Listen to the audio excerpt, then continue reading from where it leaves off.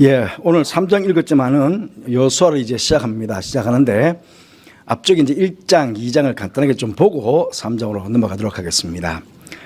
1장의 1절, 2절 보면 여호와의 종 모세가 죽은 후에 여호와께서 모세의 수종자 눈의 아들 여호수아에게 말씀하여 이르시되 내 종 모세가 죽었으니 이제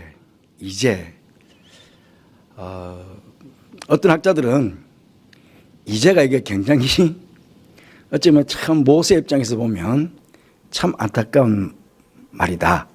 그렇게 이야기를 하는 분들이 있습니다. 내 종 모세가 죽었으니 이제 됐다.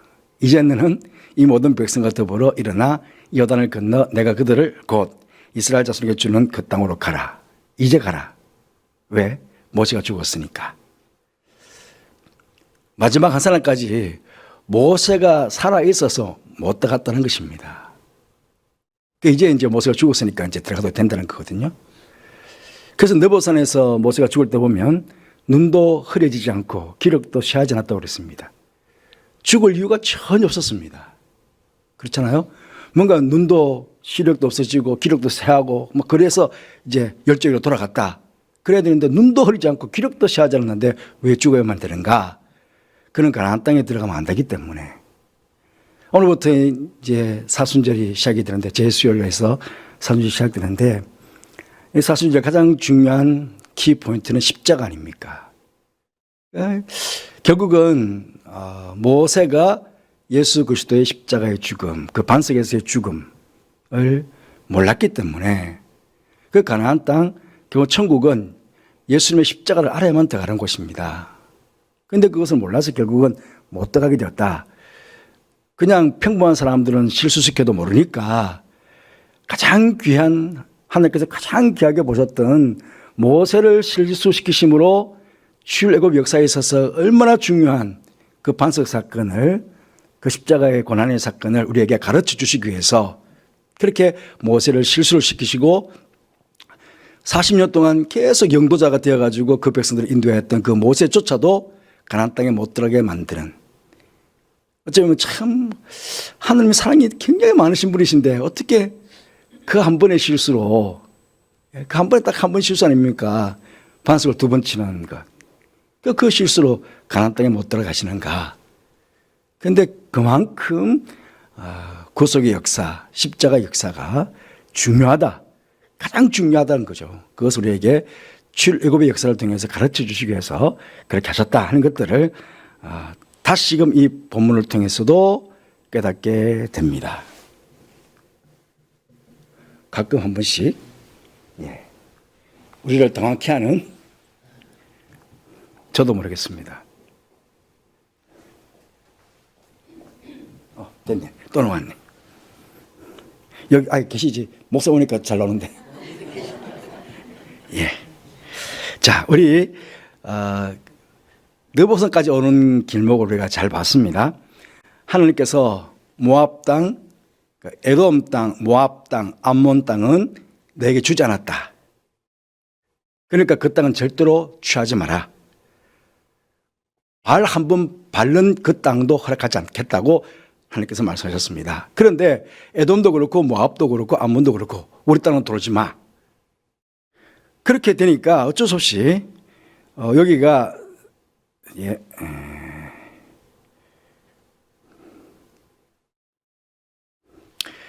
여기가 세렛 강입니다. 여기가 아르논 강입니다.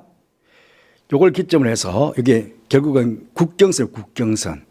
그 국경선 가까이에는 사람들이 잘 안 사니까 그 국경선을 이용해 가지고 그렇게 이스라엘 백성들이 이동해 갑니다. 그래서 요렇게는 여러분 아시는 대로 에돔 지역이었죠. 에돔.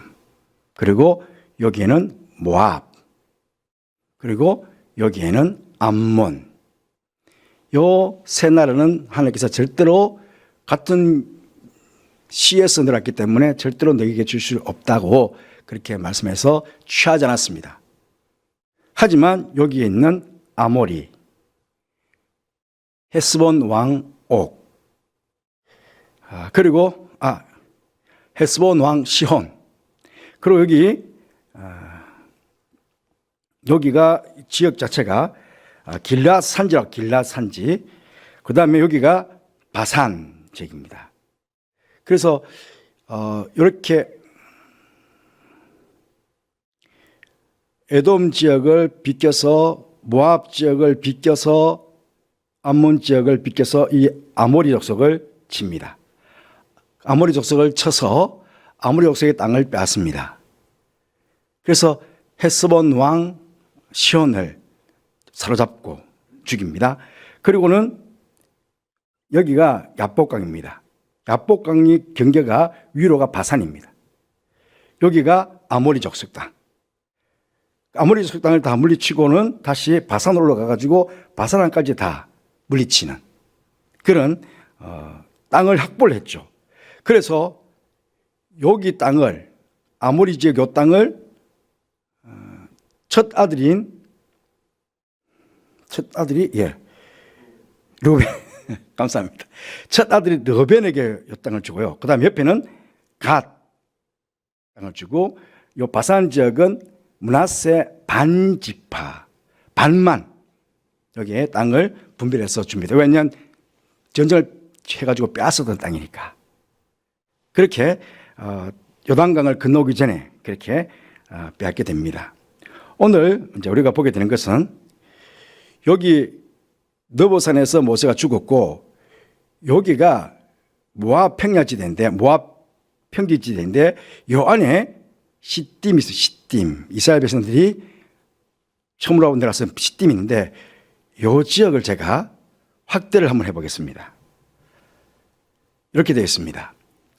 여기가 느보산입니다. 느보산에서 요 위에 좀 더 올라옵니다. 죄송합니다.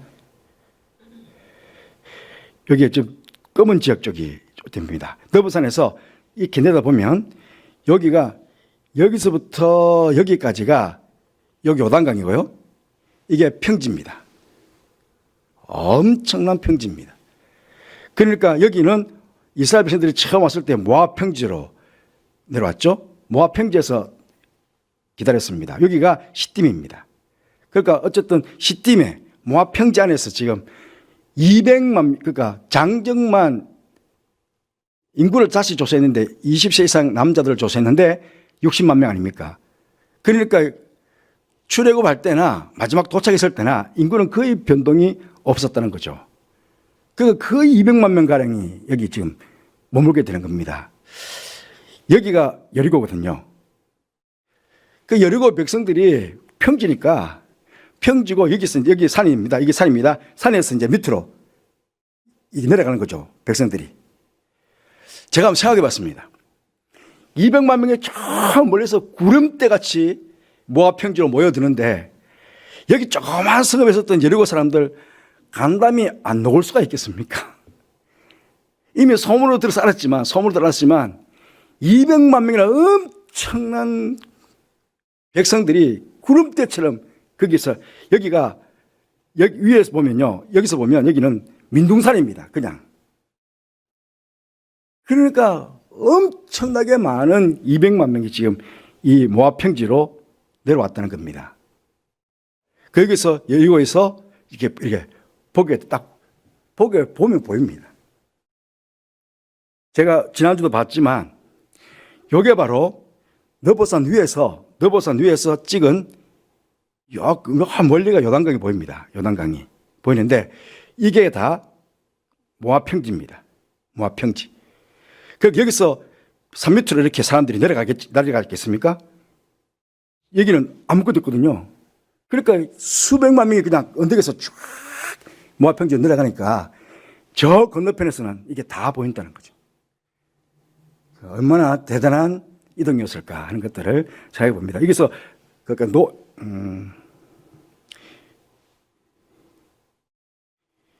여기서 밑으로 바라본 금방 땅이었고요. 자, 여기서 여리고 지역에서 이 땅을 이쪽으로 한번 바라보면요. 이렇습니다. 여기가 지금 위에가 느보산 위에 꼭대기층으로 보이거든요. 그러니까 이 엄청난 평지가 한눈에 다 들어오죠. 전체가. 그래서 이쪽 끝에서 저쪽 끝까지가 넓은 데는 4km까지 이렇게 확정이 됩니다. 엄청나게 넓은 곳이 거기에 있다 하는 것을 우리가 먼저 보게 됩니다. 그리고 이제 2장에 넘어오면 눈에 여호수아가 시딤 그만 말했죠. 금방 모압 평지에 있는 시딤에서 두 사람의 정탐꾼을 보내. 두 사람의 정탐꾼. 처음에는 가데스 바네아에서는 12명의 정탐꾼을 보냈는데 이제는 2명만 보냅니다. 왜 그랬을까요? 예, 정예로운 사람 2사람만 보내면 되거든요. 괜히 많이 보냈다가 믿어 놓는 사람들 많이 보냈다가 그냥 10명에서 와가 부정적인 이야기를 하는 바람에 40년 동안 헤매지 않았습니까? 그러니까 정말 믿음 좋은 사람 2사람만 딱 보낸 거예요. 이 두 정탐꾼 중에 한 사람 살몬이 다윗 왕의 조상 아닙니까? 딱 정예 멤버 2사람을 딱 보내가지고 여리고성을 정탐하고 오도록 그렇게 보내게 됩니다. 이건 너무나 2장 전체는 너무나 잘 아는 내용이죠.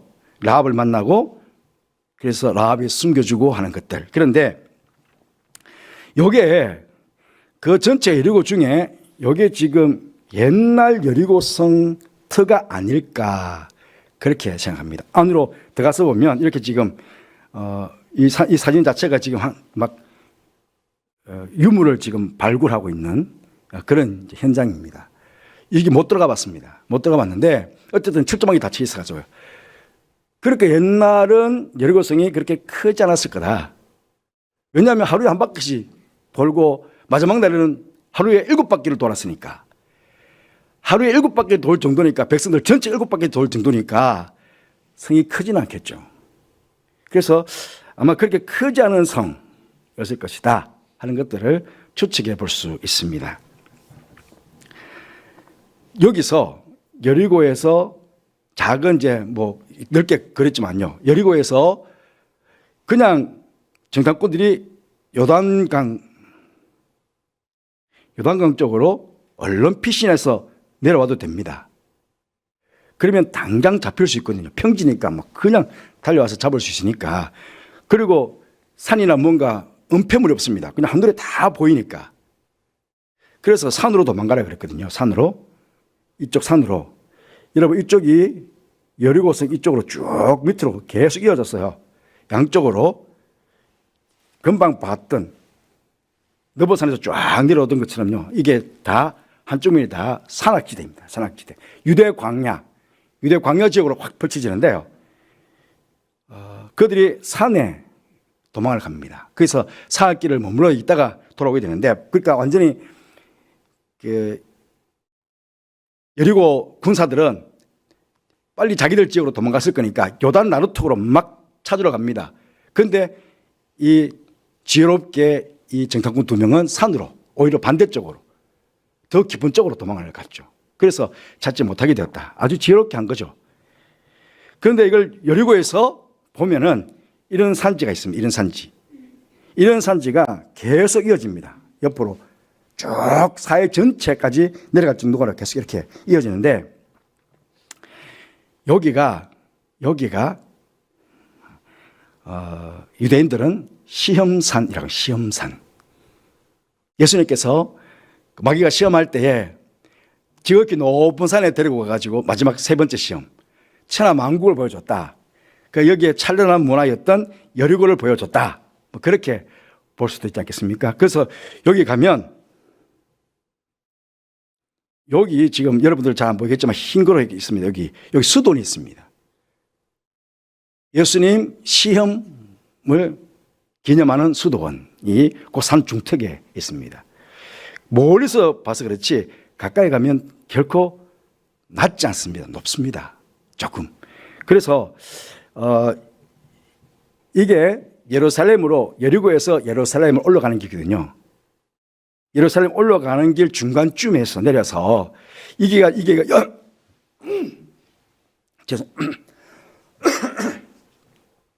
이 전체가 유대 광야입니다. 유대 광야인데 여 끝에, 제가 조금 전에 동그라미를 쳤죠. 동그라미를 쳤던 시험산이 제일 끝에 있습니다. 여기 제일 끝에. 그래서 예루살렘에서 여리고까지는 35km밖에 안 됩니다. 굉장히 가까이 있죠. 그래서 산 쪽으로 들어와서 피신했다가 그렇게 사람들이 좀 이제 이제 그 정탐꾼들이 도망갔겠구나 하고 마음을 놓을 때에, 군사들이 마음을 놓을 때에 본진으로 시딤으로 돌아오는 그런 일이 있었다 하는 것입니다. 그러고 이제 오늘 3장으로 넘어옵니다. 3장으로 넘어올 때에 여호수아가 아침 일찍 일어나서 그와 모든 이스라엘 자손들과 더불어 시딤에서 떠나 요단에 이르렀다. 가깝습니다. 시딤과 요단은 가깝습니다. 그런데 요단에 이르렀다고 그러지만요, 엄청나게 많은 인구거든요. 그러니까 그 전체가 아마 구름대처럼 다 아마 그 전체 평원을 다 덮고 있었을 거라고 생각합니다.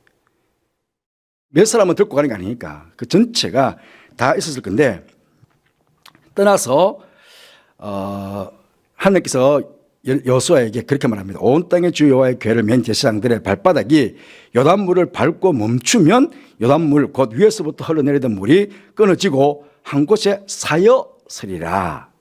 그렇게 이제 말씀합니다. 홍해는 도착했을 때 백성들이 원망과 불평과 난리가 났죠. 사실은 모세를 죽이려고 했습니다. 우리를 말이지 애굽에서 구원해 가지고 애굽 군대한테 죽게 만들었다, 이제 홍해에 빠져 죽게 만들었다고 난리가 났죠. 그런데 그때 지팡이를 내미니까 밤새도록 동풍이 불어가지고 바닷물을 갈랐습니다. 밤새 동풍이 바닷물을 갈라가지고 육지처럼 건넜거든요. 그런데 요단강을 건널 때에는 그냥 요단물을 밟으면 멈춘다는 거예요. 멈춰놓고 홍해는 다 물 갈아놓고는 건너라고 그러는데 요단강도 딱 막아놓고는 맨 땅을 만들어 놓고는 건너가라고 그러지 않았습니다. 물이 넘쳐흐르는데 건너라는 거죠. 그런데 물속으로 들어가는 겁니다. 믿음으로. 그 38년 동안 홍해를 건넜던 사람들은 여호수아와 갈렙 외에는 다 죽었습니다. 그리고 새롭게 광야에서 태어나서 광야에서 훈련받은 출애굽 2세대들이 가나안 땅에 들어가는데 이들은 믿음으로 가는 거죠. 믿음으로. 그 차이입니다. 그런데 홍해는 세례듯이 세례를 받았다고 홍해 가운데로 지나서 세례를 받았다고 얘기합니다. 그런데 이 가나안에서 광야에서 태어난 사람들은 세례를 못 받았잖아요. 다시 요단강을 건너서 세례를 받게 되는 겁니다. 그렇게 그건 이제 다음 주일날 다시 한 번 더 상세하게 제가 좀 설명을 드리겠습니다. 일단은 한 곳에 쌓였으리라. 그래, 쌓였으리라. 요단이 곡식 거두는 시기에는 항상 언덕에 넘치더라 그랬어요. 그러니까 물이 적은 게 아니고 물이 넘쳤다는 겁니다. 그런데 그 넘친 물로 사실은 들어가는 거죠. 곡식 거두는 시기, 이제 성경 읽을 때에 우리가 절기, 그러니까 쉽게 말하면 시간, 절기, 그 다음에 기후, 지형, 이런 것들을 잘 보면 성경이 훨씬 이해가 잘 되죠. 그래서 성경의 지리를 우리가 잘 알아야 된다는 것이, 곡식 거두는 시기는 언제일까요? 4월. 3월, 4월. 이걸 절기로 말하면 6월절. 이스라엘 백성들이 출애굽할 때도 6월절에 출애굽했습니다. 그런데 이 곡식 거두는 시기도 6월절. 6월절 지나 바로 첫날이 뭡니까? 초실절. 보리. 제일 처음 보리 추수한 거를 듭니다. 그게 초실절입니다. 그리고 무교절 지나고 오순절까지 보리와 밀 추수를 한 달가량 동안 다 끝냅니다. 그 곡식 거두는 시기이기 때문에 6월절 때. 그래서 다음 주 보게 되겠지만은 요단강을 건너자 말자 뭘 합니까? 6월절을 지킵니다. 그래서 구원으로 시작해서 구원으로 시작되는 거죠. 그러니까 구원의 책이라는 거예요. 구원의 책. 그 곡식을 거두는 시기가 왜 항상 언덕에 물이 넘치느냐? 마지막 우기가 끝날 때입니다. 그리고 4월 달부터 이제는 10월 달까지는 완전히 건기입니다. 우기와 건기. 그 11월 달부터 3월 달까지는 우기. 늦은 비가 올 때입니다. 늦은 비가 올 때는 엄청나게 많은 비가 온다는 거죠. 그러니까 지금 어찌 보면 우기를 계속 보내왔잖아요. 우기를 보내고 왔으니까 물이 많을 거란 말이죠. 그래서 요단강이 넘쳐나는 거죠. 지금은 인구가 많아져 가지고 갈릴리 물을 많이 써가지고요. 지금은 요단강이 작습니다. 우기 때도 작습니다. 갈릴리에서 물을 내려보내지 않습니다. 언젠가 얘기를 들어보니까 갈릴리 밑에가 마그마가 있어가지고 물이 줄어들면 거기서 폭발이 올라올 수 있으니까 일정의 물을 항상 거기 가다 놓아야 된다고 합니다. 그래서 물을 적게 요단강으로 적게 보내니까 요단강에서 사해로 들어가는 물은요 개울이에요. 자그마한 개울. 거의 뭐 사해로 물이 안 들어가다시피 할 정도로 개울이 작습니다. 요단강 줄기가. 그러니까 사해가 지금 바짝바짝 마르고 있죠. 그러다 보니까 지금 홍해에서 오히려 광교수로를 만들어 가지고 홍해 바닷물을 사해로 끌어올리려는 그런 계획들을 하고 있다는 이야기를 들었습니다. 어쨌든 지금은 그때하고는 다르다. 그때는 그냥 헤르몬 산에서도 눈이 녹아서 내려오고 우기기 때문에 비도 많이 오고 그러니까 요단강 물, 갈릴리 물도 많고 그러니까 요단강 물도 굉장히 많았을 거다. 그렇게 볼 수 있습니다. 그런데 곧 위에서부터 흘러내리던 물이 거쳐서 사르단에 가까운 매우 멀리 있는 아담 성읍 변두에서 일어나 한 곳에 쌓이고 그렇게 이제 다시금 반복하는데요. 이게 지리적으로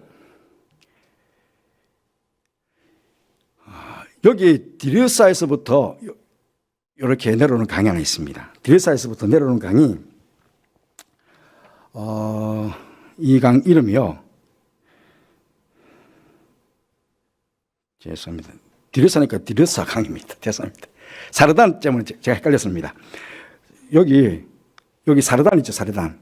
사르단과 아담이 있는데 성경학자들이 지금 제가 지리를 찾아보면 사르단은 이쪽에 사르단을 찍어놓은 사람도 있고 이쪽에 사르단을 찍어놓은 사람도 있고 아주 다양하게 찍어놨어요. 그런데 아담은 정확하게 요쯤 찍어놓습니다. 이렇게 디르사 강이 있고요. 여기에 야복강이 있습니다. 두 강이 겨차면서 만나는데 전번에 한번 왜 마른 땅에 비가 내려서 강줄기로 막 비가 쏟아 내려오는 거 한번 유튜브에서 한번 보여준 적 있잖아요. 예, 근천이다가 비가 오면은 그냥 비가 쏟아질 때 물만 내려오는 게 아니고 모래와 바위가 다 섞여서 급류로 내려옵니다. 왜냐하면 여기는 가파르니까 여기는 이쪽에는 지금 가파른 지역이니까 비가 내리면 삽시간에 물만 내려오는 게 아니고 모든 흙과 돌이 동시로 내려옵니다. 그래서 요단강 물을 막아버린 그 흙들이. 그 지금 비 오는 시기니까. 비 오는 시기이기 때문에 우기이기 때문에 늦은 비가 있는 시기이기 때문에 성경학자들은 야복강과 디르사강 두 강이 동시적으로 흙을 가지고 내려와 가지고 그 중간을 막았을 것이다. 그렇게 학자들은 보고 있습니다. 그게 쌓였다. 표현이 계속 보면은 한 곳에 쌓이고 앞쪽에도 쌓인다는 거죠. 흙이 쌓인다는 거죠. 그런데 말씀을 준비하다 보니까 1900년대에도 1907년 그다음 해인가 두 번 이게 야복강하고 디르사강이 범람해가지고 내려와서 흙을 너무 많이 가져와가지고 두 번씩 요단강이 막혔다 하는 그런 기록이 지금 남아있다고 합니다. 그렇게 해서 그 큰 강이 딱 막았어가지고 막히게 되었다 하는 것들을 하나님께서 자연 현상을 그대로 이용하시면서 당신의 백성들을 건너가겠다. 그렇게 볼 수도 있습니다. 그러니까 건기 때는 채 1m도 안 되는 여기서 여기까지 30m 정도밖에 안 된다는 거죠. 그런데 우기가 되면 3월달, 4월달 이 밑에 있죠. 3월달, 4월달 우기가 되면 이 넓이가 1.6km까지 간다는 거죠. 깊이도 3m, 4m까지 강이 깊어진다고 합니다. 그런데 지금은 우기 때라도 이걸 볼 수가 없습니다. 저희들이 보통 성교순례를 2월달, 3월달 하지 않습니까? 그럼 그때가 우기 때 마지막 때거든요. 그래도 물이 이 정도입니다. 이게 지금 세레터거든요. 세레터인데 아마 여기가 여기가 이스라엘 지역이고 여기가 요르단 지역입니다. 요르단하고 이스라엘 경계거든요. 그러니까 물이 많지 않다. 지금도. 그렇게 보면 되겠습니다. 자, 여기에 뭐냐면 유튜브 제가 캡처를 했습니다. 유튜브를 캡처했는데 여기 아담 밑에 아담이라는 글자가 여기 있잖아요. 제가 금방 물이 흙이 쌓였다고 말했잖아요. 그 아담 지역에 보면 지금도 이렇게 모래성이 이렇게 많이 쌓여가 있다. 그래서 요단강에서부터 이걸 파내야 돼요. 파내야 물줄기가 가니까 지금도 계속해서 야복강과 디르사강에서 흙이 계속 동반되어서 내려오니까 자꾸 요단강을 막는다는 겁니다. 그래서 흙을 파내어서 이렇게 쌓아놓은 흙이라고 그럽니다. 지금도 그런 자연현상이 일어나는데 어쨌든 하나님께서 그런 자연현상까지도 다 이용해가지고 당신의 백성들을 건넜는데 보십시오. 말씀이 어떻게 됐냐면 여기 보면 흘리내리는 물이 거쳐서 가까운 매우 멀리 있는 아담 성읍편들이 그랬습니다. 그 멀리 있는 여기 지금 시딤이고 여기 여리고성이니까 이렇게 건너야 되잖아요. 그런데 왜 멀리 있을까? 물론 여기서 흙을 막아야 되겠지만 댐처럼 막아야 되겠지만은 중요한 건 뭐냐면 200만 명이 광야에서 행진하듯이 건너면 이거 난리 납니다. 광야에서 행진하듯이 뭐 세지파 앞에 가고 그다음에 언약궤가 제일 처음에 지금은 요단강을 건널 때 언약궤가 먼저 이 친구 앞에 딱 섭니다. 제사장들이 먼저 발로 딱 밟아서 들어가서 물이 딱 끊어지면서 이제 건너는데요. 그런데 이게 세지파 이렇게 줄을 서서 만약에 건넌다면은 수 킬로, 10킬로생이 되기 때문에 그렇게 건너지 않았을 거다. 성경학자들 많은 분들이 그렇게 합니다. 동시다발적으로 여기 멀리 막혀놨으니까 쫙 동시다발적으로 이렇게 건넜다. 그렇게 이제 보는 거죠. 그러니까 요단강을 건널 때 이 모습을 봐도 여리고성 사람뿐만 아니고 그 전체 가나안 지역 백성들은 간담이 녹는 겁니다. 하나님의 역사하심 가운데 저 엄청난 백성들이 저 요단강을 마른 땅으로 건넜단다. 그 이야기만 들어도 간담이 녹을 수밖에 없게 되는 거죠. 자, 오늘 전체적으로 말씀을 종합해 보면 이건 기도 제목인데요. 전체적으로 말씀의 제목을 보면 그렇습니다. 출애굽 1세대들은 믿음으로 홍해를 건너지 않았습니다. 그런데 출애굽 2세대들은 요단강이 범람하고 있는데도 불구하고 제사장 앞세워가지고 그냥 물로 들어가라. 위에서부터 흙이 쌓일 거다. 물이 쌓일 거다. 댐이 돼가 쌓일 거다.